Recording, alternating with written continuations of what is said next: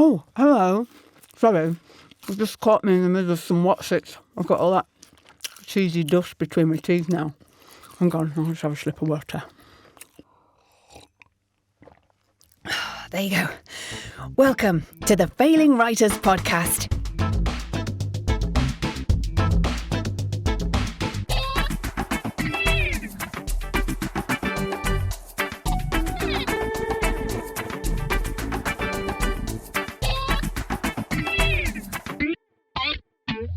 Well, hello, everybody.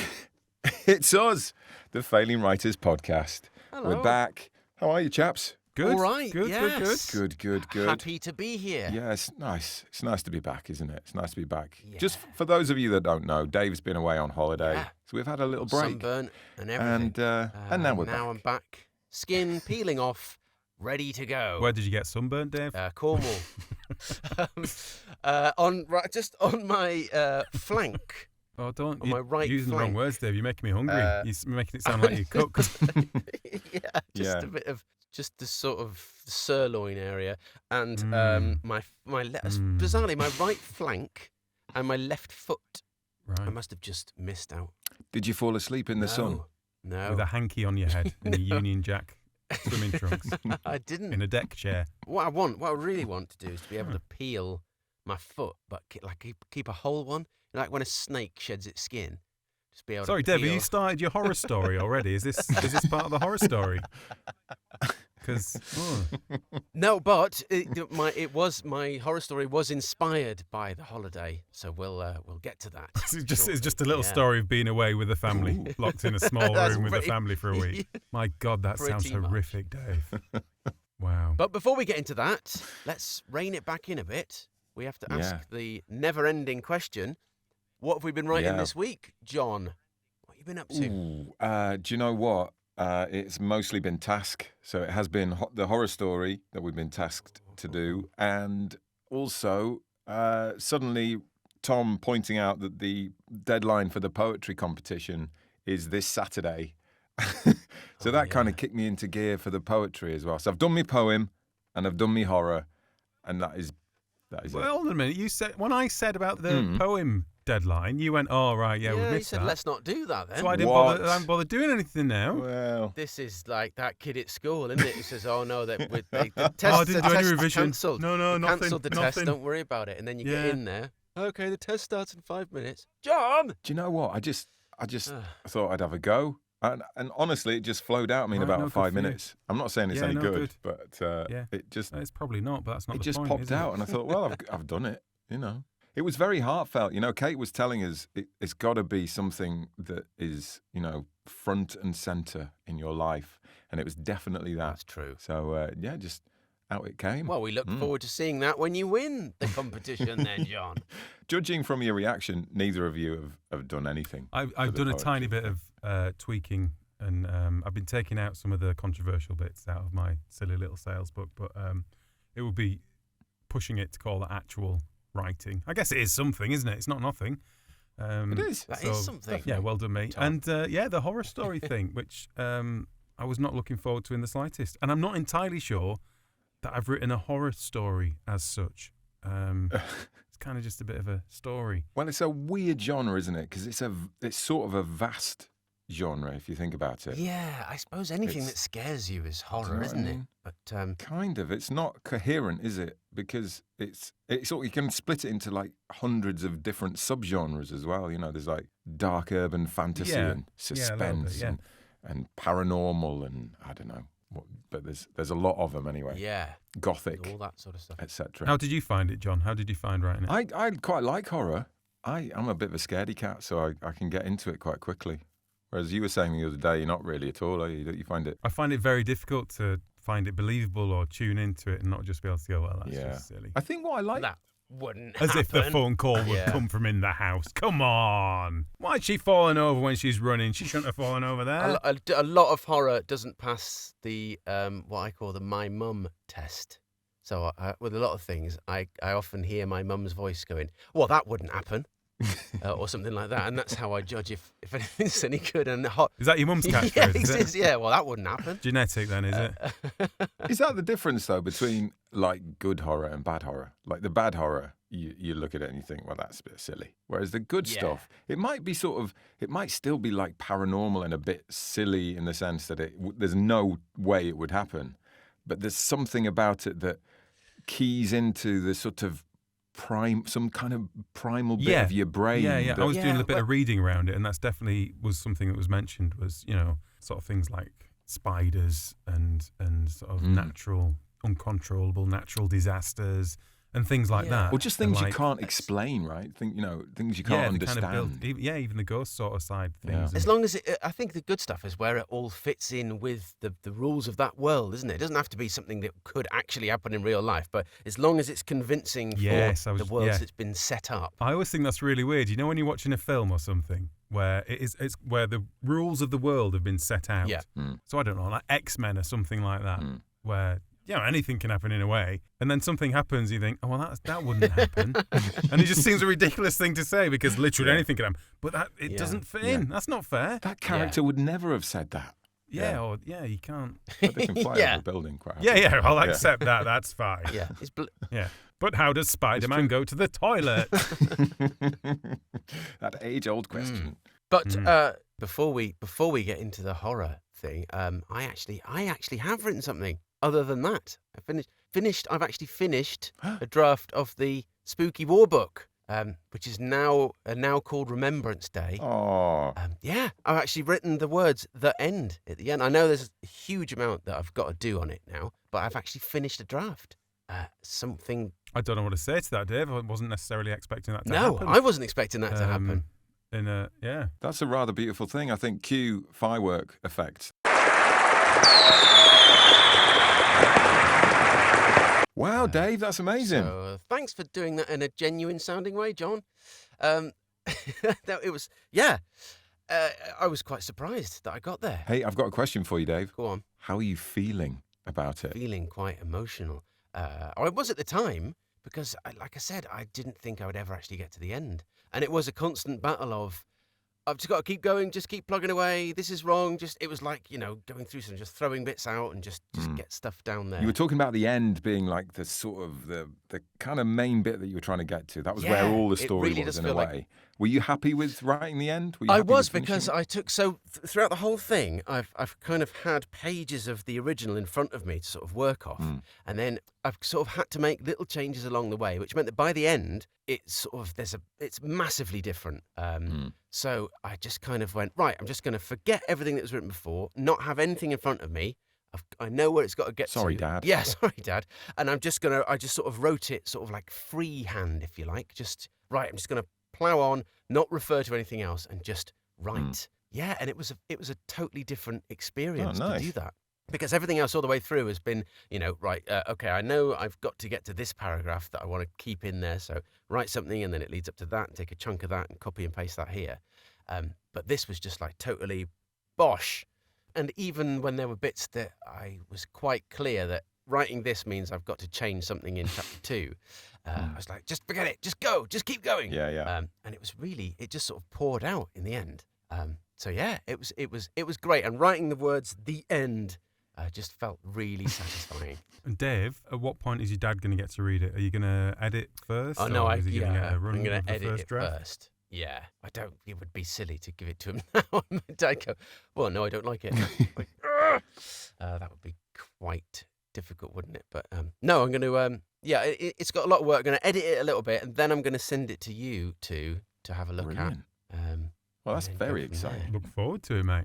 Yeah, massive. Well done, Davey. And then in the same week, I got a rejection letter. Oh yeah. Remember the TV show that I mentioned that I applied for? Surprisingly, I haven't been chosen. The long shot. I haven't been chosen to enter the writers' room for the panel show about Black history. So that wasn't much of a shock. But good on you for having a go. Exactly. You got to try these things, haven't you? You have, totally. And then I finished reading a book as well. I've been very busy on holiday, I finished You have? the book that you set me to read. Oh, excellent. Steve Kaplan's The Hidden Tools of Comedy. Oh, can we have a review of that next week then, Dave? Yeah. I'll give you a review of it because it's finished and it was good. So that's. Oh, blimey. We've got content for next week now as well. So yeah, it's been a busy old time. Fantastic. Right, well, we should probably have, someone should probably write a funny little ditty about horror, like a scary thing.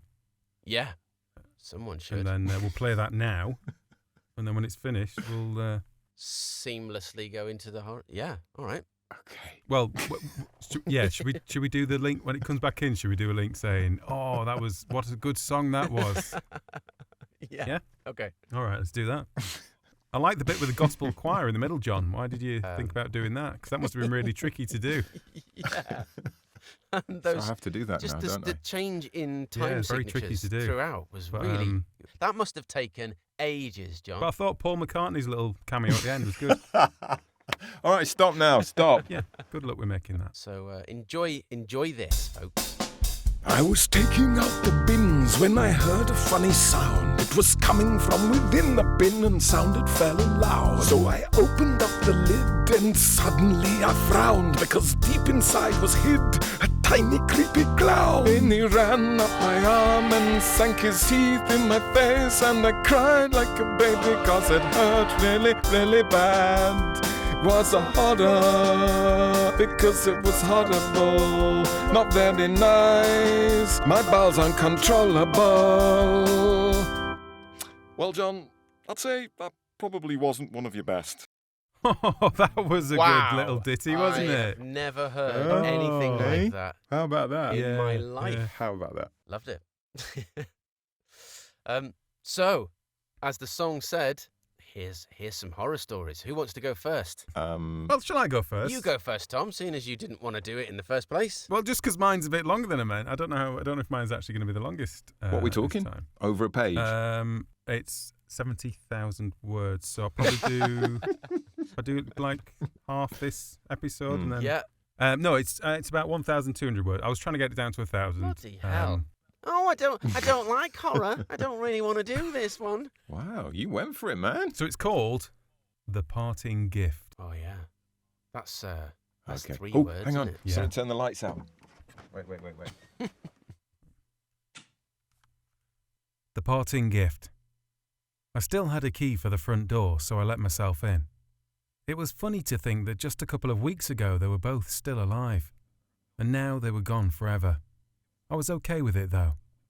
I mean, I still felt as if Mum would come in from the garden, a well-used trowel in a gloved hand and a hair bunched up in a lopsided afterthought of a ponytail, or that Dad would pop up from his secret lair in the basement, demanding to know who had arrived without warning.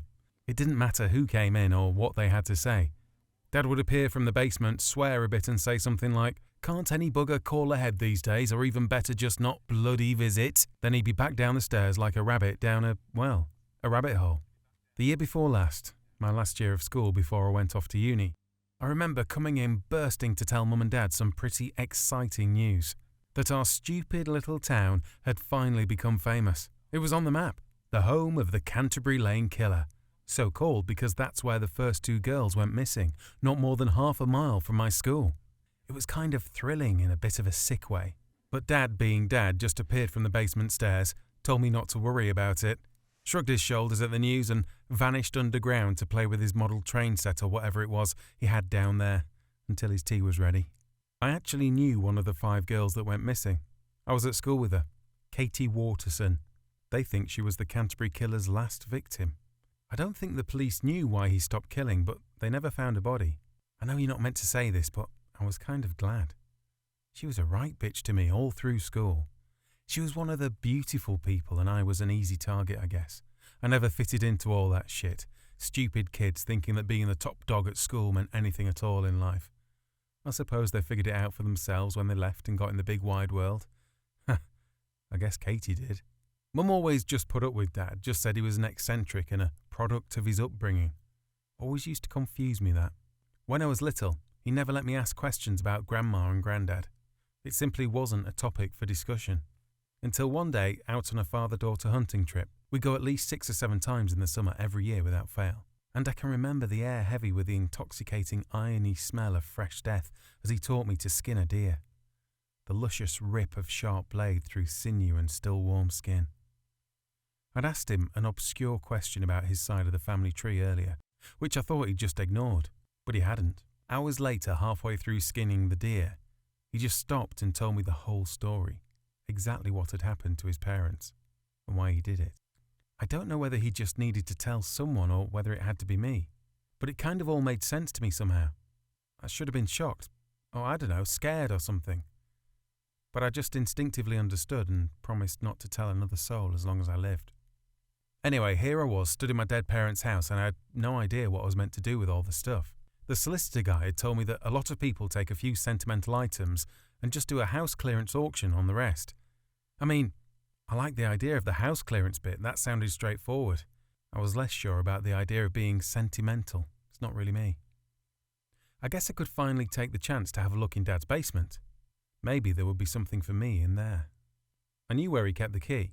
I'd seen him place it on top of the fridge 100 times when I'd lived there. I don't even know if he knew that I knew he kept it there, or if he cared. I sometimes think it was more to hide it from Mum. I think he trusted me not to go down there, and I never did. But now it was different. Someone had to clear it out, and I was the only one left. I slipped the key into the lock and opened the door. I reached for the pull cord, and the fluorescent lights buzzed on in the basement.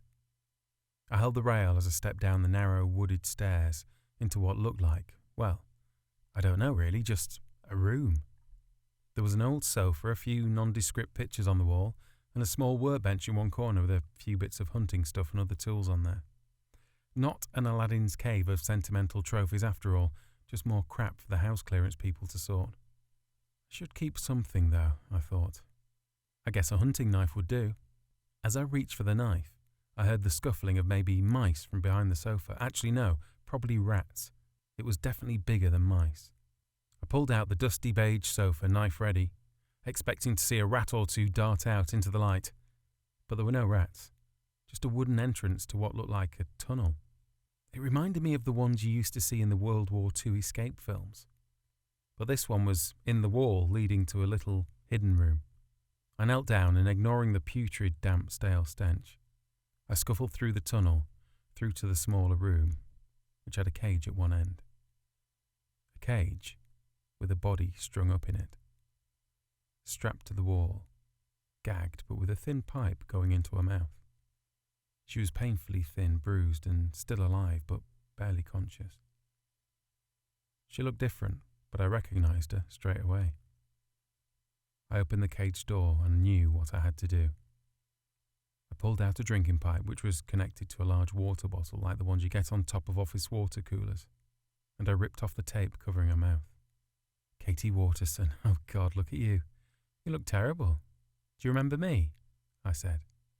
Oh, help me, help, came the weak reply, each word seeming to take the effort of running a marathon.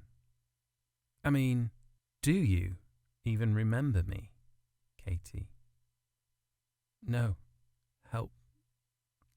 Please, help me. And as I silently thanked Dad for everything he'd taught me on that hunting trip, I made one single deep backhanded cut, slicing through her pretty little throat and through her carotid arteries. And with her final gurgling, bloody last breath, Dad's secret became my secret too. Bloody hell. Just Googled some numbers for counsellors, Tom. I'm fine. Wow. Wow, that was good, Tom. That was really quite atmospheric, wasn't it? And that's good. It was- spooky, Yeah. You know what I always struggle with on stuff like that? Where you're trying to put a little twist, like a little... it's hard, isn't it? Where you've got to give clues. You've got to put it all in there. Yeah. Because there's no point getting to the end and people going, well, that's bloody ridiculous. How would Yeah. we even know that was You don't what? want people to guess. would- And happen. then, yeah, do the Dave's mum test. But then they're laying it on too thick and it's like, and then look what's going to happen. Yeah. So, yeah. No, that was quite chilling, that, Tom. Good. Revealed another side of Tom Turner. Genuinely horrible, that, Tom. In the right kind of way. That's good. That's good. Mm. I think it's quite nice, isn't it? That's a good thing about this podcast when we're kind of forced into doing little bits of homework. how you realise you can write something quite short, relatively short, but there's all this backstory. You know, the beauty of writing with all this backstory that's there that everyone can see, but everyone will have a slightly different building blocks of it. Yeah. Do you know what I mean? And some people decide that he accidentally killed his parents because he thought they were burglars or something, or maybe he just killed them because they were annoying, or that's what started it all off. But everyone's got their own different little, and I guess that's probably part of horror, isn't it? Letting people fill in the gaps with their own worst idea. Absolutely. I think so. I think especially with that genre, isn't it? Yeah, if you spell it out too much, it's leaving stuff to the imagination. Whereas if it's if you're leaving the monster, if you like, to be unrevealed for as long as possible. Yeah, their worst nightmare. Yeah. I think that's often the case with a lot, because a lot of Stephen King movies are really let down by the end. You know, when you actually see the monster or the whatever it is, it's never as scary. I quite like clowns, though. No, it's right. That's where the tension, but the tension ends there. When you see it, it's never as scary as you imagined it to be in your head. Like it, I've read it, and I remember watching the sort of the original TV series, which I think had something to do with Larry Cohen, Tom. Did it, our old mate Larry? Yeah, but and I really enjoyed it right up until the end when you actually see the spider monster, and it looks crap, and it sort of ruins everything that's gone before. And it's so much better when you leave space in someone's imagination for them to create what scares them the most, if you like. Which is why I think I liked Blair Witch Project so much. We were talking about that the other week. Because literally nothing happens in it at all. You don't see a single thing. It is entirely in your imagination, isn't it? And a lot of it is even the screen is blank, or it's just like, trees being lit up in the dark and sort of shaking around. Yeah. And that's sort of the beauty of it in a way, because you never get to see anything. I think that's the thing, Nick, because there's nothing as scary. In real life, there's nothing as scary as when you're sort of alone in the house at night. When you're a bit younger and you hear little noises and you don't know what they are. Do you know what I mean? It's like, it's the things that sort of occur in your imagination are the scariest things that ever happen. Without a doubt, yeah. Unless you'd been on holiday with my Uncle Peter. Well, exactly, yeah. But yeah, very good, Tom. Thank you. I like that. I think I quite enjoyed it in the end. It was good as well because her character came across even before she, gave away the big clues, like the lack of sentimentality and stuff. Yeah. She just sounded a little bit cold. Yeah, I'm glad you picked up on that. I kind of tried to work that through. You just sort of found, I wouldn't say that she was unlikable necessarily, because I think whenever something's written from someone's point of view, and I read something sort of on the run-up to this podcast that most good horror is written from a first person rather than third person omniscient, because you're right there with somebody then. You're seeing and feeling everying that's happening around you. And I think it does work particularly well. I think I actually did start. I think I did start to write it in the third person, actually. Oh, right. And then quickly realised it wasn't really working. Because you side with the person who's speaking or whose point of view it is quite quickly. Even if they're not massively likeable, you kind of, you're on their side immediately. It's quite a useful little tool. Yeah, I would hope. I guess the hope at the end of this little story is that someone goes, "Well, yeah, she did kind of deserve it." During without having any of the knowledge of anything in there, but she probably did, didn't she? Yeah. I hope she gets away with it. She was a bit mean. Yeah. Chapter 2 is the awkward house clearing. Where she's like, there is a dead body down there. Probably a few more in the garden. Actually, thinking about it. Brilliant. Grim. Very grim. Dave, your turn to scare the pants off of us. Well, I didn't even come up with a title. I suppose I should have done, shouldn't I? Let's leave it untitled. Untitled horror. Oh, that's scary. I know. Seems scary. Yeah. Totally mysterious. Top of the page. The ghosts have stolen the title. Okay. It's interesting, like hearing you talking about the sort of first person. I'm even now thinking, would this have been better in the first person? But it's too late now. Let's just go. Let's go with it. Okay. Let's see. Right. He has no idea how long they've been travelling. Maybe hours, maybe days. Not allowed to sleep, not given the chance to think, all concept of time and space lost on the journey from wherever he was to wherever he is. Stop. Here. The voices are cold, despite the burning heat. Jarring like fingernails on slate, yet somehow vaguely familiar. He shields his eyes from the sun, trying to get his bearings, searching for some way out. The sound of the spade clattering to the ground snaps him back to reality. There is no escape. Dig! The word fills him with terror, icy fingers over his sweaty back. He stares at the ground, his mind racing. Why should he? Why give them the satisfaction? Just end it now. But it's not that simple. Even when the end is inevitable, you'll do everything you can to hold it off just a little longer, to squeeze every last drop of time you have left. So he digs. The surface, baked, cracked and crumbling, gives way easily enough, but after a few inches, the going gets harder. The blunt edge of the spade jolts against solid ground, sending shock waves reverberating up his arms, chattering his teeth. He looks up, imploringly, but the uncaring eyes gazing back offer no respite. Slowly, the hole grows before him, a gaping maw opening wide to consume his very soul.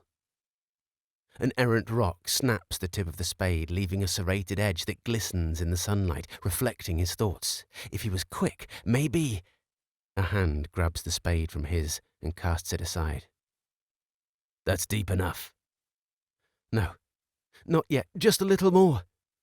He sinks to his knees and begins clawing at the sodden, foul-smelling ground with his bare hands, unthinkable sludge gathering beneath his fingernails.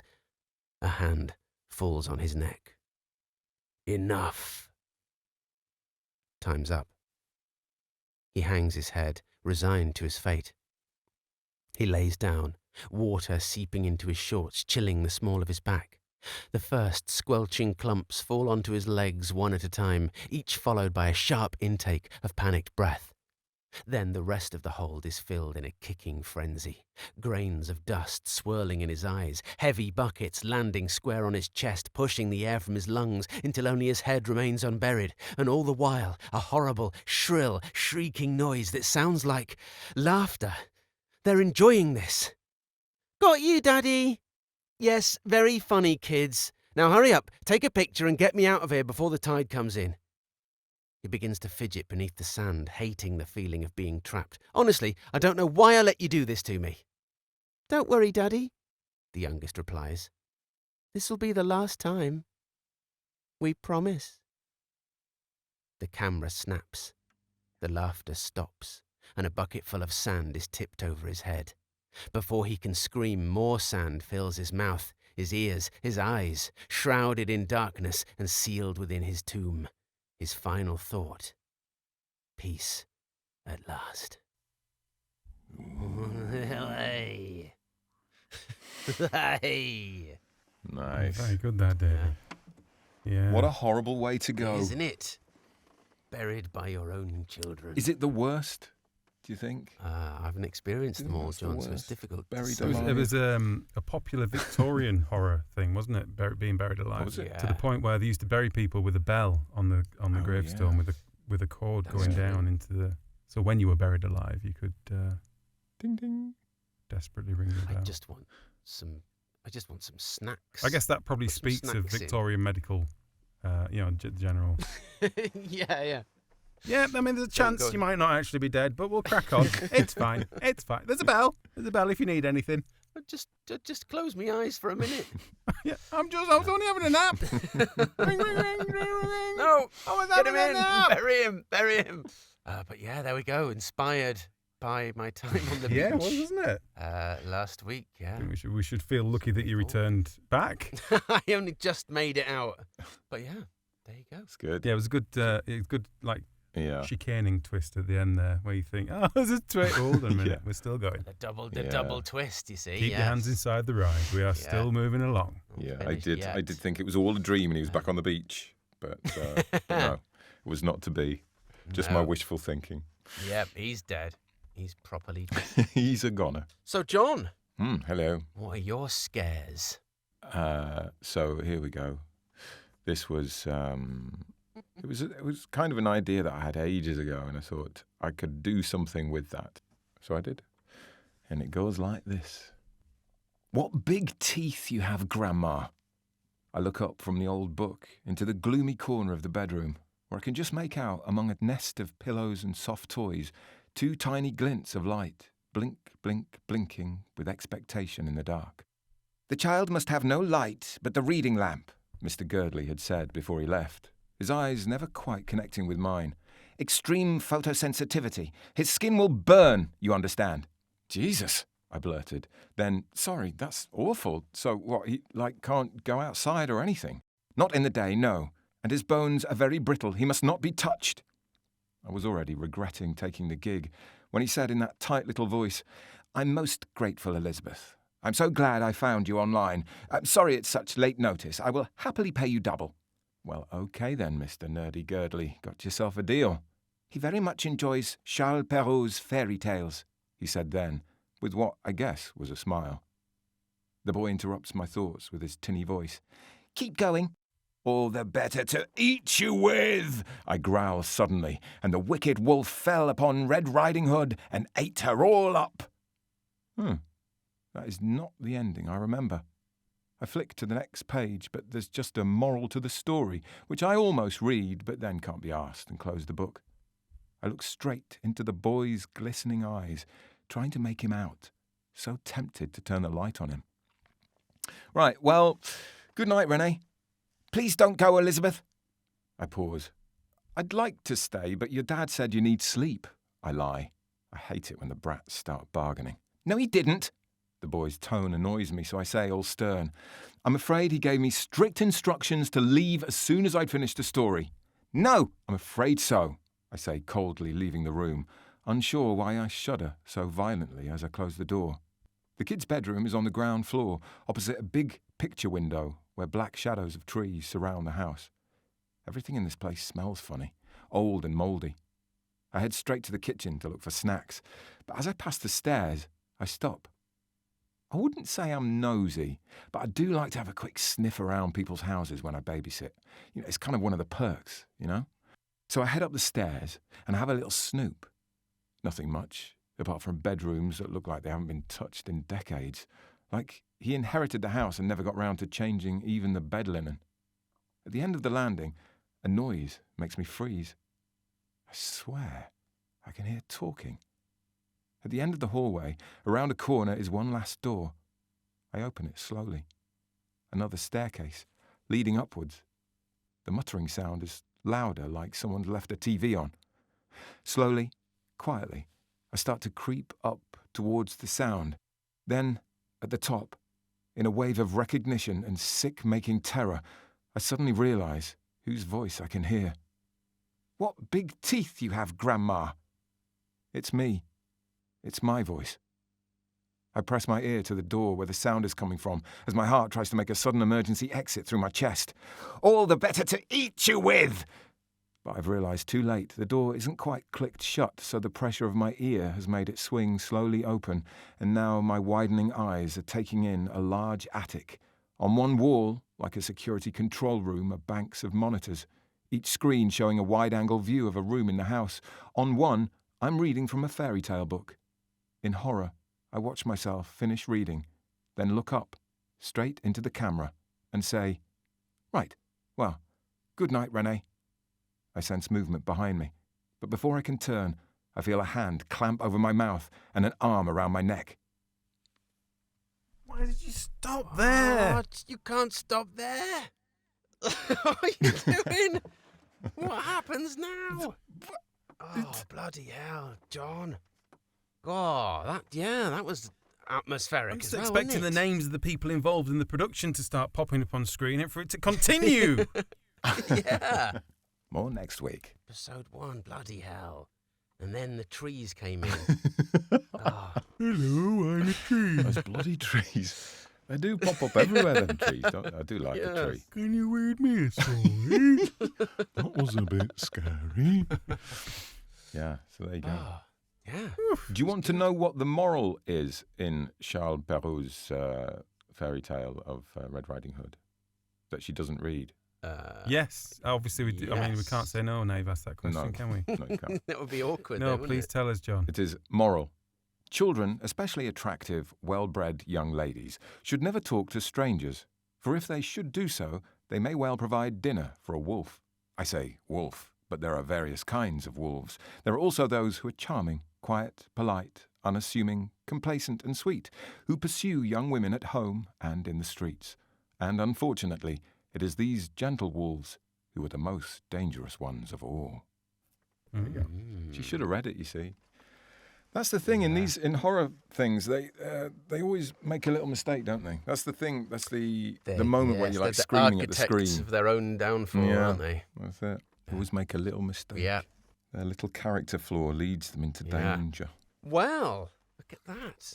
We've all written some horror. So, out of 10, how much did you enjoy it? Betty. A little bit. Wow. I enjoyed it a bit, I mean, but that's not as great. Out of 10, Is that I'd like maybe a 4? 6 or a 7. I didn't really feel like I sort of connected with it. When we did the sort of thriller thing, it felt like I was writing the first chapter of something that could carry on. Whereas that, it always felt like I was writing, like yours, it's going somewhere. That very much felt like a little tiny story all of itself, which is a nice exercise, but I didn't really, didn't get my juices going. What about you, Tommy? Yeah, I quite enjoyed it. I quite like the short story thing. It's nice. You're kind of doing the writing and the editing and the shifting around all in one place, and it's all very manageable. Yeah. Like in mine, the paragraphs moved around an awful lot towards the end when I was editing. Yeah. And it's fine because it doesn't trip anything else up. But I quite enjoyed it really. Considering I haven't got a eye for horror. It's not a thing. It's not a genre I particularly watch or read or anything. Well, you did it with aplomb, I considering. definitely thought there was a plum in there. Really good. Great big fat plomb. Great big plum. I enjoyed it. Although having you saying that, Tom, I did a bit more of that as well than normal, sort of jiggering things around, and I spent a bit more time than normal, sort of tweaking the language as well to sort of fit the sort of horror genre. So I think there was that. Well, then it was a good exercise, wasn't it? In the truest sense of the word. It was a good exercise. Yes. John, what was? Oh, hang on. You didn't give a number score. Oh, yeah. Tom. A 7. Give it a solid 7. Well, hang on a minute. Wait a minute. We need to talk about numbers because you've said you sort of enjoyed it and gave it a 7. I said I didn't really enjoy it and said I'd give it a 6 or a 7. So how does the scale work? It's 7's pretty good, isn't it? You got to leave. You don't want to. You need room for improvement always. Do you know what I mean? I'll go down to a 5. I think you're talking about a 5 there, mate. It's not my numbers. That sounds really bad. Well, that's literally what you just said before you said the number. Yeah. I was guessing at a 4, I think. Oh, or God. 3, maybe even. I don't know how arbitrary number systems work. Well, you like writing, right? So it's never going to be that low. I prefer writing to answering this question.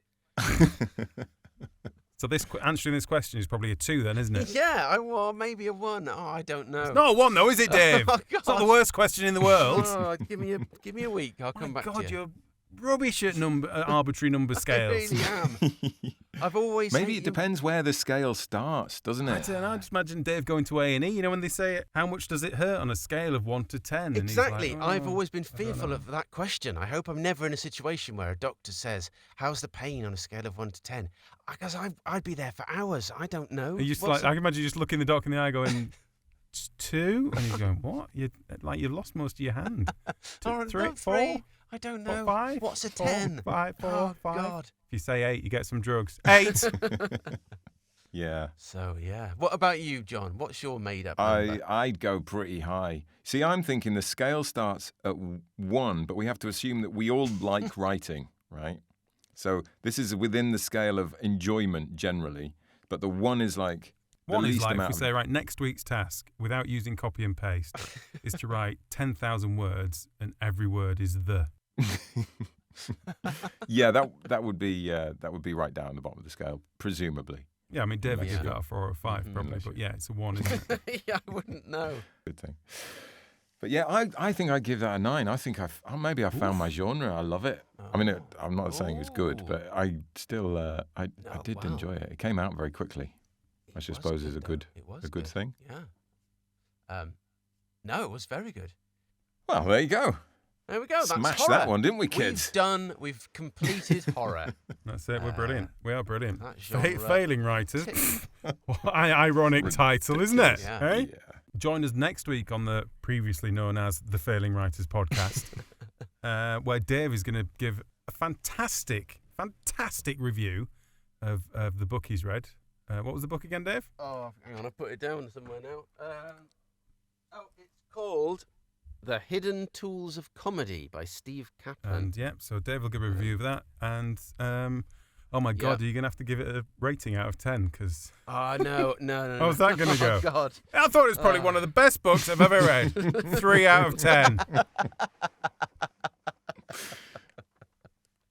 Yeah, maybe I need to devise a You're new one of these system. people. You're one of these people that leaves the reviews on Amazon that are like, you're looking for best. This is the best product I've ever had. It really does the job well. Fantastic price. 2 out of 5 stars. I can't give reviews. No, I think we've covered in previous episodes, Dave, and reviews. Yeah. It's probably not something that anyone wants to revisit. My thing. I should leave that alone. Yeah, should definitely leave it alone. But if you're good at reviews, listeners, why not review this show? That was a good segue, wasn't it? Yeah, that'd be nice, wouldn't it? Say some few nice words about how delightful, how charming and funny I am, and mention Dave and John as well. And it all helps. It does. Mainly, it just warms our cockles. It does, doesn't it? I've got pretty cold cockles, so any warmth would be good. But yeah, this probably is a good moment to talk about upcoming things, isn't it? Because this week we're doing our live show this Thursday at the Ilkley Manor House. That's it. Ilkley Isn't Manor it? House Courtyard. The courtyard. 6:30 p.m. Get yourself down there. It's free. You can book. It's always good to book, just in case it gets rammed. You might get turned away, but you can just turn up. Find all the details on our website at failingwriterspodcast.com/blog. Yeah, and be there to be part of writing the greatest story written ever In the history of the world. It's going to be fun anyway, isn't it? Yeah. It is going to be fun. And you might even get a free bookmark. What? Yeah. Big time. Hello. But it was fun. We did an interview, didn't we? It was just on the radio. Yeah. We did. Yeah. We could play out with that because I recorded Did you? it. Oh, if people want to wicked, hear yeah. it. Let's do that then. Yeah. Gail Lofthouse. Now, my next guests, I feel, are really doing themselves down because they are funny, they are talented, they are all excellent voiceover artists as well, yet they present something called the Failing Writers Podcast. And not only that, they're bringing a live version of the podcast to the Ilkley Literature Festival Fringe next Thursday. Before we speak to them, this is just a tiny little flavour, which I hope they won't mind me playing. Recently, one of them inadvertently came up with a questionable, interesting catchphrase, and in a later episode it was highlighted through a jolly little ditty, which I particularly enjoyed. I hope you will too. So Dave's catchphrase. Oh, did you like it? Well, how do I put this? We all love a catchphrase. A good old-fashioned catchphrase. A funny little calling card that everyone holds dear. A few little words we all want to hear. Who couldn't love Bart Simpson's Eat My Shots Man? Or the Chuckle Brothers, To Me, To You? We are a fan. And if you're old enough, you'll know Steptoe was indeed a dirty old man. Mr. Humphreys from Are You Being Served was always free. And you'd always get a nice to see you nice from old Brucey. But when they heard Dave's catchphrase, I'm afraid the feedback was not all that. Victor Meldrew doesn't believe it. Baldrick has no cunning plan. And Arnie most certainly won't be back. Such wonderful phrases. You'd say I'm never tired of hearing that. So what a shame Dave chose. How do you like it? Because, well, it's just a little bit. Rubbish. I had to change the end. It had a small swear on it. Welcome to the show, Dave Baird, John Rand and Tom Turner. Hello! Hello. How'd you like it? I very much enjoyed the catchphrase. Thank you so much for coming on. You're all in different places, I should point out. You're not all sat together at the moment, so I might have to direct my questions accordingly. But first of all, you're not failing writers. How are you failing writers? Dave, how are you a failing writer? Well, because all of the things that I write, no one ever reads them. So I guess that's kind of the definition of a failing writer, isn't it? I mean, I don't this whole believe show's we keep on having a go, Yeah. but that's kind of what it's all about. Is trying to inspire each other to keep going, despite the fact that no one ever reads it, no one ever sees the words. Oh, so I mean, John, is the point of the podcast then to help each other, help listeners who are interested in writing as well? Are you trying to get better at writing? That is exactly it. Yeah, we started it. It was actually Tommy's idea was to start a podcast that would sort of almost like a little self-help group to encourage and shame each other into doing a bit more writing and, you know, sharing our ideas and being sat at home during, you know, the height of all the coronavirus stuff and having professional voiceover studios. It seemed a bit daft not to do something. So that's kind of, yeah, exactly how it started. Well, I think it's... Like you say, you might be failing... It did start to help. Sorry, go on. I was just going to say you might be failing writers, but you're all voiceovers, aren't you? We are, yeah, we are. That is what we do day to day. And, you know, that in theory, that should give you the time to do plenty of writing. But somehow, things just always get in the way. Do you know what I mean? There's always the washing to put on. There are snacks to be eaten. Yeah. You know, the kettle's always crying out to be put on. I don't know. There's always a reason not to write, I think. But, well, bless you. But yeah, that's the idea. It's a lovely podcast. Tom, are you working on something at the moment then? Do you all set each other little writing challenges? And if so, how's yours going this week? Well, yeah, this week we're just about to record our episode that includes our short horror story. We interviewed a horror writer the other week, so we thought we'd give ourselves that task. And well, I've actually finished. I don't know if the boys have finished theirs yet. We're going to record it in about 20 minutes, so I hope they have. Just finishing mine now, actually, Tommy. Yes. And what response are you getting? You know, from listeners, how are they enjoying it, Dave? I think a couple of people are enjoying it. Yeah. I mean, you seem to like it, Gail, and I loved John's it. mum's a fan.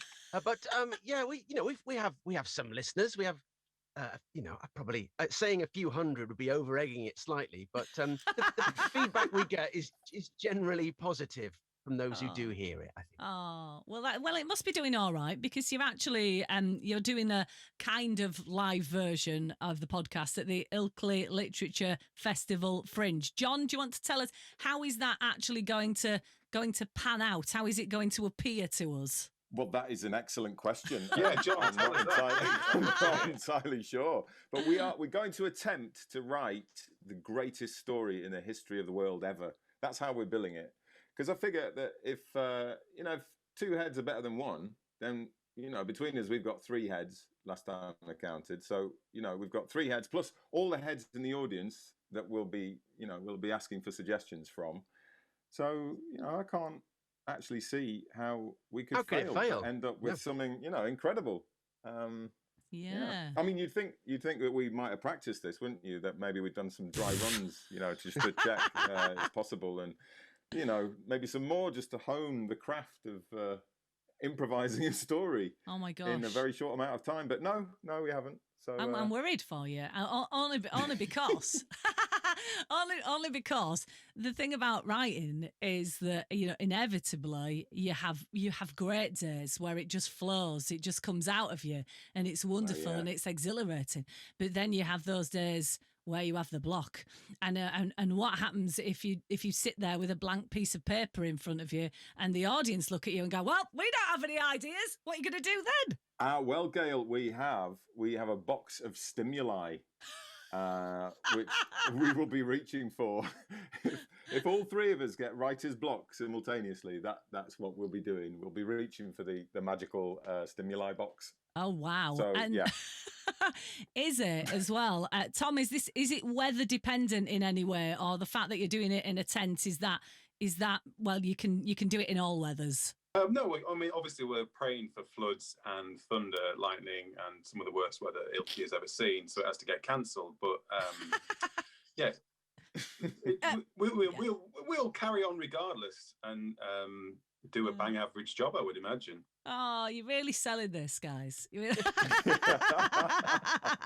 have to say, I think that's the whole ethos, though, of the Failing Writers podcast, isn't it? It's not arrogant in any way. It's not smug in any way. It's not we're doing this better than anybody else. And you did a lovely interview with, I think the most recent one I heard was with Dr.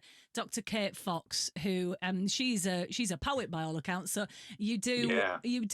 It's writing in all its forms. Is that right, Dave? Yeah, absolutely. So we've had a poet on, we've had a horror writer on, a thriller writer, a sort of comedy sort of man. So yeah, anyone who's interested in a comedian, in sort Dave. of writing. They're called comedians. Well, I'm famed for my words, which is what this whole thing's based on. But yeah, the comedy man, he was funny. No, we have all sorts of guests, and it really is just for anyone who's ever thought about writing anything but never quite got round to it. Yeah. So yeah, and the whole thing it is difficult to get into writing in many ways. And they do say that having a sort of a hard deadline and a bit of stress and pressure is the best way to get your best work out. So that's what we've done. We've gone for the ultimate in deadlines and pressure. We've got to write the whole thing in 40 minutes, you see? So yeah, what could go wrong? Well, exactly. I mean, where exactly is it? If people want to get their tickets sorted and come along, where can they find you next Thursday? Well, the event is at Ilkley Manor House Courtyard, which is in Ilkley, obviously. It is a free event, but it's good if you could sort of book in advance. It helps them get an idea of numbers. And all the details are on our website, which is the failingwriterspodcast.com/blog. All the details are there. Wonderful, wonderful. So eventually, if you all get, I don't know, book deals, TV deals, film deals, Yep. I mean, would the podcast have to stop, or what's the future plan, John? When it all works, what's the plan? Well, hopefully, yeah, this will end fairly quickly. We just that is the point we're trying to get to end this thing. That is no, I don't know. Do you know what? It has been genuinely joyful to do this, and especially in these particular times, it's just been a lovely thing to do, and it has. I think to begin with as well, I think it actually worked. It actually helped us do a bit more writing. Yeah. The irony, in a way, is that over time the podcast has taken up more time and energy, and has probably eaten into our writing time. But can't have everything. So, but yeah, we've genuinely been enjoying the process and learning a lot too. And hopefully the people who've listened have learned a lot too about writing, about creativity. And we've learned a lot about interviewing people as well, which, it isn't necessarily a natural skill, is it? But it's something you have to get good at over time. But yeah, it's been fabulous. Really great. It is fabulous. It's really good. And I think, fundamentally, the thing about writing is, it's great if you can sell things, and it's great if you can make that your living and make money out of it. But for most people, it genuinely is just a joy and a pleasure. And over the last year or so on this show, we'd been encouraging people to send in their short stories. I mean, I say short stories, it's technically flash fiction because they were under 750 words. But the range of stories we have had, the styles, the genres, it has been absolutely unbelievable. The standard has been incredible as well. So I think if anybody has an urge to write, then they should definitely check out your podcast. How and indeed where can they do that, Tom? We are on all your favourite podcast platforms. So just search for The Failing Writers and we will pop up. Subscribe, like it, send us a review if you like it. If you don't like it, don't review it. And have a listen, get involved. Exactly. If you've got nothing nice to say, don't say anything at all. That's what I was always told. Mum was right. Exactly. It's so lovely to catch up with you. Lots and lots of luck with the Ilkley Literature Festival Fringe next Thursday. I hope that people will come and see you. I hope you create something wonderful. Although creating a potential copyright sort of nightmare for you if suddenly like 40 people are involved in a story. Imagine having to split up the the royalties there or whatever it is. But lots of luck with the Failing Writers podcast as well. I've been talking to Dave Baird, John Rand and Tom Turner. Thank you so much, chaps. Lovely to talk to you. You take care. Thank you.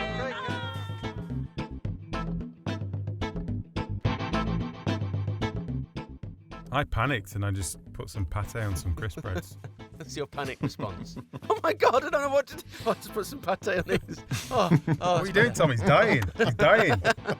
Get the pate!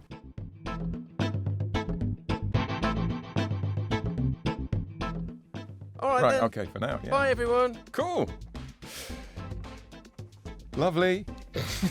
Lovely hanging out again. Bye-bye. Stop with the long endings.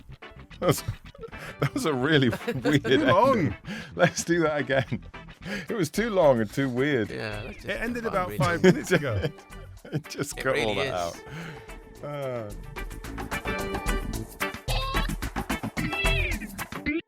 Hello. Hello? Where's everybody gone?